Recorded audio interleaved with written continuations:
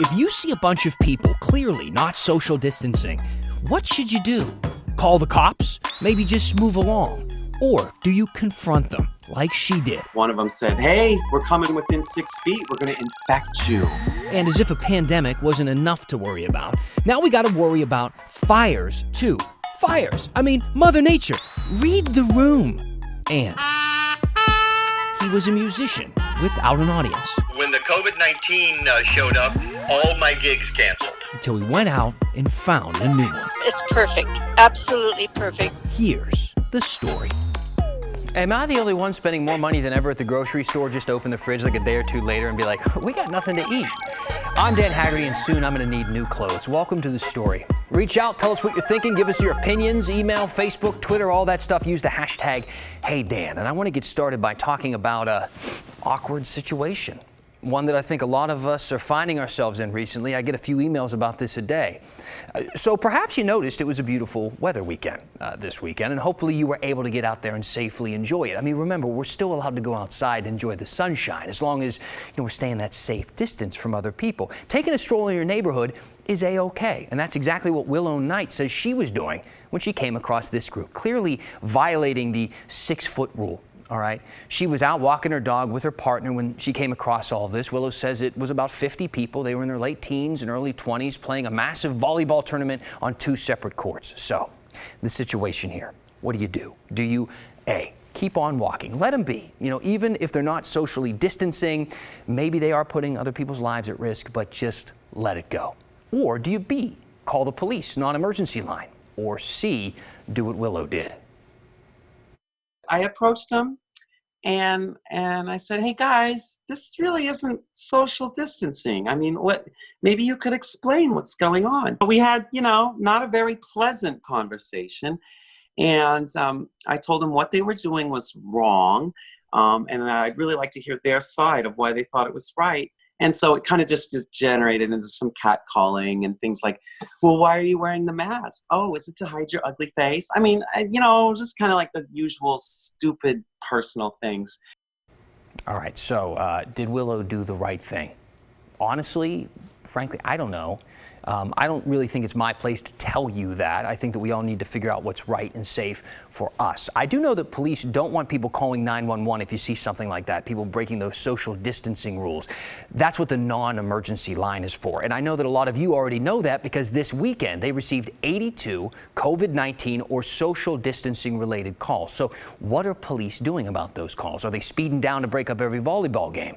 We asked PPB about their enforcement on this, and they told us that they have not issued a single citation for any violation of the executive order, not one, which really shouldn't be a huge surprise, honestly. The chief has said since the beginning that they're going to be there to educate people, not ticket them. But it may have you rethinking a little bit of your answer on that what would you do multiple choice question from before. Look, we're not done covering this topic, but I will say there is one thing that is pretty clear that's not up for debate, and that's how we treat each other. These are really, really tough times and weird times and, things we've never experienced before. And calling each other names, I don't think that's going to make it easy for anybody. All right, let's talk about our big story tonight. And tonight's big story is actually, I don't want to call it a small one. Maybe it's just a compact story, okay? It's a story about one person, one of the now 57 Oregonians who have died of COVID-19. And it's a story that we, frankly, usually don't get to tell so intimately because most families, understandably, they want their privacy during these types of moments. But Jerry Seeley's family wanted you to see this story. They wanted to show you the care that Jerry received in her final moments. But they also wanted to celebrate all of the moments that came before. Pat Doris takes it from here. She's got a martini with 3 olives, and she's got carrot cake. Inside the St. Charles Medical Center in Bend, a birthday celebration for Jerry Seeley unfolded recently without relatives. But family? Oh, she had plenty of that. The doctors and nurses on the second floor did all they could to make her 95th birthday special, even with the coronavirus. She was dying from it. Despite their best efforts, they were going to lose. My understanding, she wasn't tolerating the treatment very well. Jerry grew up in the battleground area. When World War II spread its epidemic of hate and death, Jerry worked briefly in the Kaiser shipyards, then volunteered to fly P-38 planes from Colorado to Texas. All the male pilots were needed for combat. Later, she married Warren Seeley, and the two became mint farmers near Battleground. They raised 5 kids. And shut off the water. I met one of them, Mike, last summer on his own mint farm near Klatskanai along the Columbia River. He'll always remember the pride his parents had for their family. You know, my mom, her and Dad really loved to come out and watch our kids farm. They just got such a kick out of watching our kids. As the years turned to decades, Warren Seeley died, and Jerry moved into assisted living in Newburgh as her sight failed. Recently, she broke her arm and was taken to the Bend area where family could watch over her. But 3 weeks ago, she got the first symptoms of COVID-19, and it was pretty much downhill from there. With the coronavirus restrictions, her kids were not allowed inside the building, which is when that new family, the nurses, doctors, social workers, took over, looking after her night and day, adding comforting touches. She flew P-38s during World War II, and they had a picture of a P-38 right beside her bed. As her 95th birthday approached, they knew something special was needed. Jesse Thompson asked how old she'd be, and Jerry said 120. It seemed like she was excited for that big milestone. And so they gathered, with the relatives on an iPad, for one last celebration. She asked for a martini, which was totally appropriate. We rarely get to witness moments like this on the front lines in the fight against coronavirus, but everyone sensed the magic here. In this moment, in this time that we have right now, where we get to be unemotional, just because this is hard sometimes. I like that we get to do those types of things. 2 supervisors recorded it with their phones. Mike will never forget the kindness, the love. They kept us posted all the time.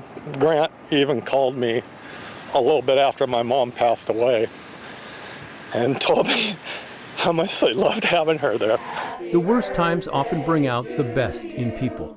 Happy birthday, dear Jerry. You could feel that on the 2nd floor at St. Charles, and you could hear it from Bend to Klatskanai and far beyond.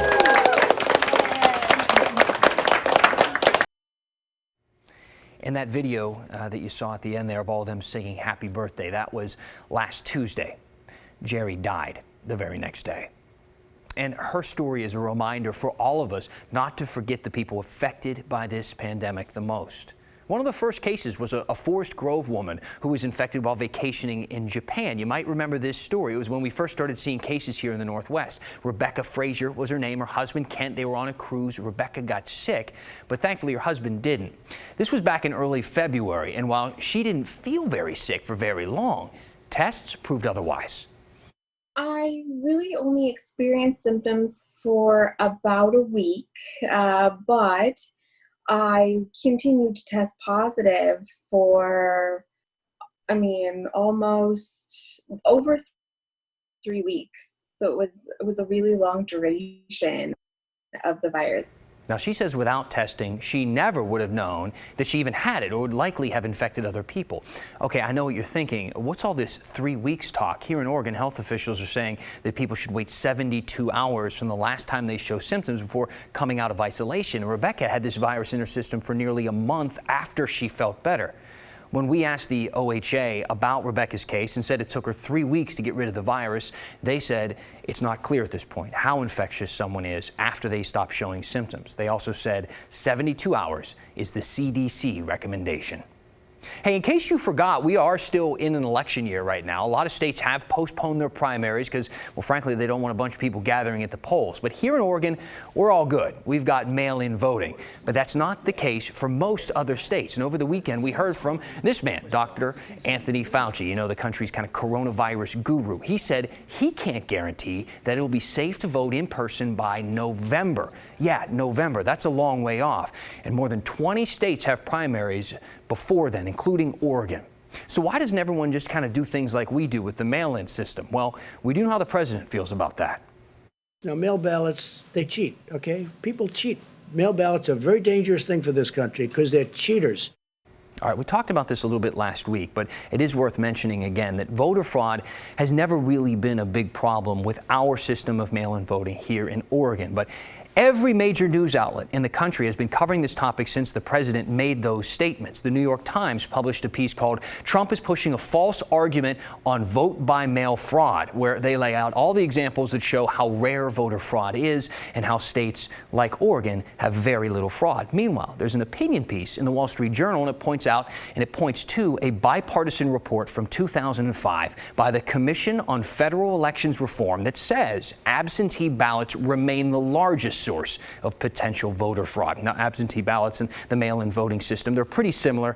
Both happen the same way. You fill out a ballot with a pen or a pencil and you submit it in an envelope, often by mail. Now, that said, fraud, again, is not much of a problem here in Oregon. In fact, it's kind of a teeny tiny little problem. In 2016, there were 56 suspected cases of voter fraud in Oregon. While that kind of sounds like it might be a lot, it's out of more than 2 million ballots cast. So that comes down to 0.002% of ballots possibly being fraudulent. And while partisan politics kind of almost sounds like a redundant term nowadays, it doesn't look like all the Republican leaders are agreeing with the president on this one. This is a tweet that was making the rounds this weekend. It's a mailer from the Republican National Committee sent to voters in Pennsylvania, urging them to vote by mail. It says voting by mail is an easy, convenient, and secure way to cast your ballot and to avoid lines and to protect yourself from large crowds on Election Day. And it's not just Pennsylvania. According to the Washington Post, Republican governors and secretaries of state in Georgia, Ohio, New Hampshire, and Iowa are all encouraging people to mail-in vote. We talked to NBC's Chuck Todd about the push for mail-in voting across the country. There's a real disconnect here between the politicians and the public. Mail-in voting has like 70-80% support, across political lines. So voting convenience is something that is pretty high up on the list of things that voters like, and about mail-in balloting, and has nothing to do whether you're a D or an R. By the way, Washington already had its presidential primary, but it has a special election coming up with other issues on the ballot. That's on April 28th. Oregon's primary is May 19th. A lot of store shelves are still bare, restaurants closed, and now farmers across America are destroying this year's crop. Why is all that food going to waste? Once an entertainer, Several people wanted to hear When the Saints Go Marching In.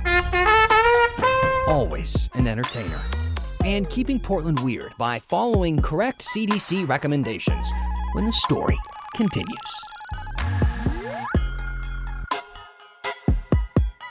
Something that's been really strange about online learning is not being able to see my friends and my teachers. I feel like I just learn better. I'm more of a hands-on learner, and in groups I just work and learn a lot better. And I'm really sad that I can't plan assemblies and be with my diversity and inclusion group anymore and just be involved in the community. And something that's keeping me going, I guess, is feeling gratitude about what is coming after this and being able to spend more time with my family before I head off to Atlanta. All right, here's something that we think is really worth your time. It might be something you haven't thought much about during this lockdown. The New York Times, they have a piece on how many millions of pounds of food is going to waste right now. Yeah, I know grocery stores, they're open and actually struggling to keep their shelves stocked. But the closure of restaurants and schools and hotels all buy from these farmers is having a huge impact on the agriculture industry. Just one farmer on the Oregon-Idaho border is trying to bury millions of pounds of onions that no one is buying. We actually got to chat with that farmer. Shay Myers is a third-generation farmer. He told us he had to dump 3 million pounds of onions into a trench where they would sit and spoil. On a normal year, he said he grew enough onions to feed 7 million Americans. Most of that is served up in restaurants. Obviously, this year is different.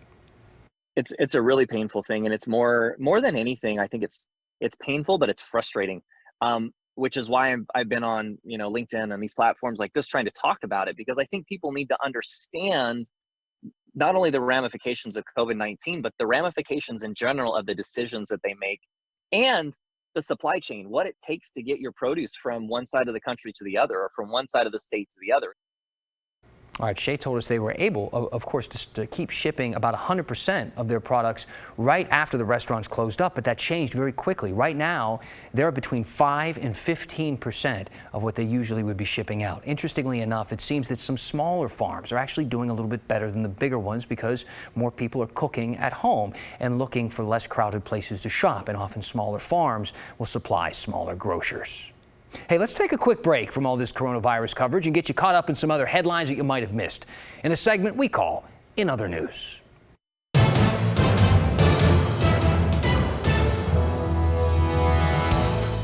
In other news, the romance novelist accused of killing her chef husband at the Oregon Culinary Institute will not be released from jail. Nancy Crampton Brophy asked to be put on home release because she's worried about the possibility of a coronavirus outbreak in the Multnomah County Detention Center. Her lawyers argue that she's high risk due to her age and health history. A judge ruled that she must ask for a bail hearing if she wants to be released from jail. Police say Crampton Brophy shot and killed her husband, Daniel Brophy, in 2018 at the school where he was an instructor. Her trial is scheduled for September. Entrepreneur and winery owner Bill Stoller just bought the properties surrounding the Evergreen Aviation and Space Museum in McMinnville. His company paid $9.5 million. The purchase includes the Wings and Waves water park. The museum building will be leased out to Evergreen Aviation so that they can continue operating it. The property's former owner filed for bankruptcy after being accused of defrauding investors by the U.S. Securities and Exchange Commission. The first wildfires of the season broke out this weekend in the warm, dry weather. On Saturday, crews battled a 3-acre wildfire in Beaverton, and on Sunday, crews put out a 2-acre fire in Cowlitz County. Firefighters say it is a little early for these fires to break out, but it's not unexpected since we've had below-average rainfall since October. And that's In Other News.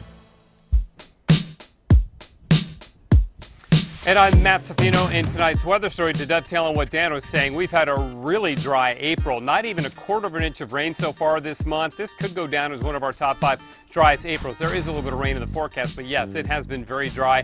Not only with a lack of rain, but also super dry air. Humidity is like 15%. But that's not what we're talking about tonight. Well, we're talking about that, obviously, we just did, but also this. Remember the ozone hole? Haven't heard about that one in a while, have you? Well, guess what? It's back, but not in the normal place. It's been a much bigger problem over the South Pole than it has been in the North Pole. But now researchers are saying, hey, we've got an ozone hole over the North Pole. And it's interesting because they're not sure exactly why this thing has developed. We've had a very cold stratosphere, and that creates polar stratospheric clouds, and that provides the surface upon which the actual clouds provide a surface for the chemical reactions to create chlorine, which depletes the ozone layer. You got that? Ozone is really important up high because it shields us from ultraviolet radiation from the sun. In fact, when the ozone hole was really bad in the southern hemisphere years ago, the outbreak or the cases of skin cancer in Australia were way higher because people were getting radiated in a way that we normally don't when we have our protective ozone layer up there. So it is something that can be a bit of a concern, but here's the thing. As we go through spring, the poles warm, at least the North Pole warms, and so we're expecting that ozone hole to diminish and go away and heal. And we'll get some mixing from more ozone down below as we get better winds aloft happening. It's just been kind of a crazy winter up there, seeing that depletion of the ozone hole over the Arctic, which is not where we normally see it. So again, that's the latest in terms of the ozone hole, as if we needed something else to worry about, but it's not really something we actually need to worry about. Dan, back to you. Got it. I was about to say, come on, ozone layer. We don't need this right now. Right? We don't need it. Matt, appreciate the report. Thank you. Very interesting, as always. So, hey, we've been talking a lot about restaurants, and they've taken this huge hit because of COVID-19, and hotels and other service industry businesses, but local entertainers are taking a hit too. Because for the foreseeable future, at least, they don't really have anybody to entertain. But our photojournalist, John Goodwin, met a musician who found a new way to reach his audience. There have been some serious blue skies looking down on us lately. Oh my gosh, the weather is beautiful. It's wonderful. And today was absolutely a perfect day. And despite the circumstances, spirits are high at Glenwood Place Senior Living. Because we're in isolation, I haven't been able to see some of these wonderful friends that I've missed so much. On their second-floor balcony, Shirley and Jerry are among the 400 residents here that aren't allowed visitors, for now. We have each other, and our children look in, talk to us on the telephone. But today is a special day. The brass here at the complex got a little creative, so positivity isn't the only thing echoing around these buildings.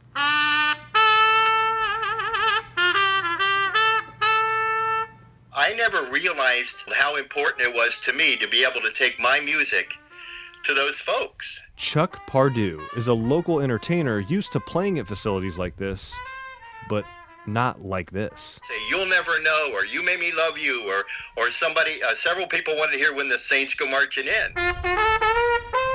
And my husband is an expert at every single one of those songs. He could name it after 2 notes. To protect the good folks that live here, Chuck is still playing the crowd. He's just doing it from the parking lot. That was really, really gratifying. It was a lot of fun. And it was a breath of fresh air for him, too. When the COVID-19 showed up, all my gigs canceled. Now, he's out here not because of desperation. He just loves what he does. You can tell these residents do too. It's perfect. Absolutely perfect. We are so grateful. There's always something to look forward to when the crisis is over. With everything going on right now, Chuck knows bluer skies are coming. We're thawing out as a society, and it's all going to be waiting for us when the curtain's lifted. But today, the memories sparked by music make it a little easier to live in the moment. And we all make it through together. John Goodwin, KGW News. Hey, I want to take a quick minute and give a big birthday shout out to a Portland icon, Beverly Cleary. She turned 104 years old yesterday. She wrote the Ramona children's books, which were set in the Grant Park neighborhood in Northeast Portland. She published books for nearly 50 years. And let me put this into perspective a little bit with the times we're currently living in. Cleary was born in McMinnville in 1916. That makes her one of the few people on earth who lived through the Spanish flu pandemic and now the coronavirus pandemic. And also, here's a little reminder that Powell's is still open online, so maybe order one of her books and wish happy birthday to Beverly Cleary. All right, we want to read some of your comments as we wrap up the show. That's coming up next. So now's your last chance to think of something clever to hashtag HeyDan and send in. We're also keeping Portland pretty weird tonight by following CDC guidelines when we finish the story next. Got a lot of response to, first we're keeping Portland weird. I'll get to the other part in just a second. So this is the Lucky Lab Brewing sign in Southeast Portland. The pub is closed right now, but as you can see, they made some adjustments to keep up with the times. Oh, and it probably kind of goes without saying that in real life, you don't need to put a mask on your dog. They're going to be okay. If you're out there keeping Portland weird, let us know. Use the hashtag HeyDan. Now to the stuff I just wanted to blurt out right at the very beginning. We've been getting a ton of response after that lead story where we showed the people playing volleyball and that woman who kind of intervened and asked them if they thought they were doing the right thing. A lot of people on both sides of this weighing in on my Facebook page right now. Tracy's saying, geez, why don't people just mind their own business? Interesting take. I think there's a lot of people who would disagree with you on that one. Hop online, let us know what you're thinking. One of the things that we tried to do is right after that show a story of the people being directly impacted, the frontline workers and the people who are losing their lives, and somebody writing in, Margaret, saying thank you for a tearjerker of a story. It certainly was. But, these are the things we all have to consider as we go about our day-to-day lives with the weather getting more beautiful. We appreciate you sharing your stories with us as we continue to keep putting the story on the air for you every night at 6 o'clock. Thanks for being with us. We got this news at 6:30 with Laurel Porter coming up next.